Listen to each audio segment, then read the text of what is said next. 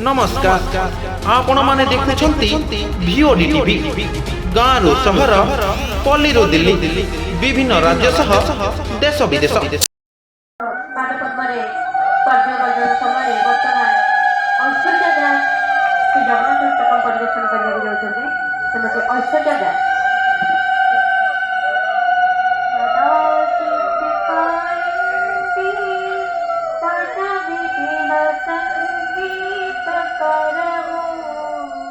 दिव्य दर्शन आध्यात्मिक संस्थान षष्ठ वार्षिक उत्सव को शुभोद्घाटन करथिले डॉक्टर कैलाश चंद्र टिकायत राय, शंकरशरण परिडा, चक्रधर महापात्र, विजयलक्ष्मी दास मिश्र, विश्व प्रकाश पट्टनायक, हरप्रिया सह जोग देथिले। पत्रिकार मुख्य संपादक विपिन बिहारी दलाई सभापतित्व आयोजित यह उत्सव जोग दे अतिथि माने कहिथिले जे समाज रे आध्यात्मिक सचेतनता सृष्टि सहित अनुभव रे ईश्वर वर्णना और प्रसार प्रचार दिगरे पत्रिकार निरंतर प्रयास को प्रशंसा करथिले। एही अवसर रे प्रतिवर्ष भली चलित वर्ष मध्य शुभ्रानंद, संग्राम केसरी सामंतराय, सुकुमार सामल, लोकनाथ दास, लक्ष्मीकांत नंद, ज्योत्सना महांती, जानकी वल्लभ दास, मिलन कुमार मिश्र, संघमित्रा कानूनगो, संध्या राणी शतपथी, शशधर पंडा एवं अशोक कुमार पतिंगु दिव्य दर्शन सम्मान रे सम्मानित करा जायथिला। एही अवसर रे संस्थानर मुखपात्र दिव्य दर्शन विजयलक्ष्मी दास मिश्रंग रचित आध्यात्मिक पुस्तक शांतम बेसरंकुणा, कृष्णप्रिया महापात्रंग रचित कविता संकलन पद्य निचय, डॉक्टर सुदीप्ता मिश्रंग रचित कविता संकलन अंडर द स्टोरी स्काई अतिथि मानक द्वारा उन्मोचित होइतिला। प्रारंभ रे आयोजित आध्यात्मिक कविता पाठोत्सव रे सभापतित्व करथिले नीलचक्रवनार संपादिका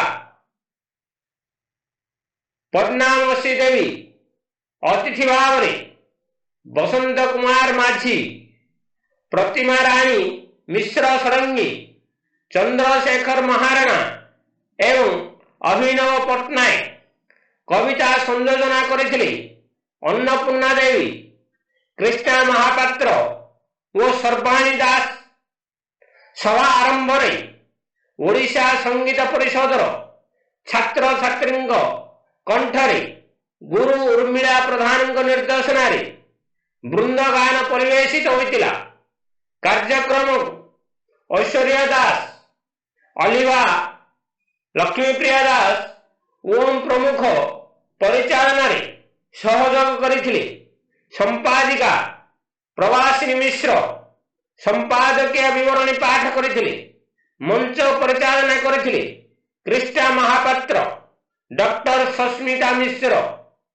कार्यक्रम शेष रे धन्यवाद अर्पण करथिले प्रवासिनी मिश्र, संपादिका दिव्य दर्शन पुरी। आमर दिव्य दर्शन प्रथम कार्यक्रम करें वर्षा जो बड़ी है तो वर्षा प्रोग्राम से सुंदर अनुभूति। तो ये दिव्य कथा दिव्य दर्शन कथा वर्षा एते जोरे काचुला, काली भी एते जोरे वर्षा होता। मु क्या व्यक्तिगत भाव में फोन करनी, केवल मोर कार्ड पाई कार्ड देखिक सबुबल परी आज पूरा भरपूर हॉल पूरा भरपूर समस्ते आसी पहुँची। से ईश्वर कृपार मो देह शीतई जाऊँगी से सब अनुभव कथा।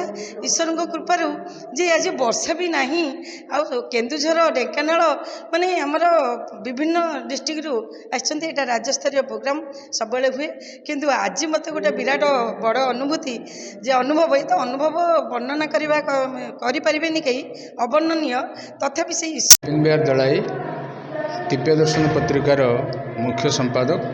ये आज आम षष्ठ वर्ष पालन करुँ दिव्य दर्शन दिव्य दर्शन हूँ ईश्वर अनुभूति आमर ईश्वर अच्छा से ईश्वर अनुभूति को लेकर आम विभिन्न प्रकार गल्प कविता सब जो लेखा सब जो मैंने दिखते आम स्थानित करूँ। प्रथम वर्ष ठू दीर्घ आज षष्ठ वर्ष में पहुँची जो कलेवर वृद्धि होती अनुभूतिर कथा आम पाखे अधिक पहुँची 300 प्राय 300 पृष्ठ पाखापाखि संकलन होती। जो कार्यक्रम कराऊँ तो विभिन्न कवि मान सम्मानित कला कि पुस्तक उन्मोचन कराला कौन कविटी विस्तृत विवरण नहीं देखो दिव्य दर्शन एक आध्यात्मिक अनुभूति रे जगन्नाथ ए प्रकार एक आयोजन करा जायतिला। दिव्य दर्शन अनुष्ठान समस्त कर्मकर्ता माने या आयोजन करथिले एवं इथरे अनेक कवि कवयित्री जोगदी प्रभुंकर आध्यात्मिक चेतनार कविता आलोचना करथिले एवं कविता पाठ उत्सव करथिले। निश्चित भाव में यह 6 वर्ष रे पहुंची। पुरीरू Ramesh Sahu report VOD TV।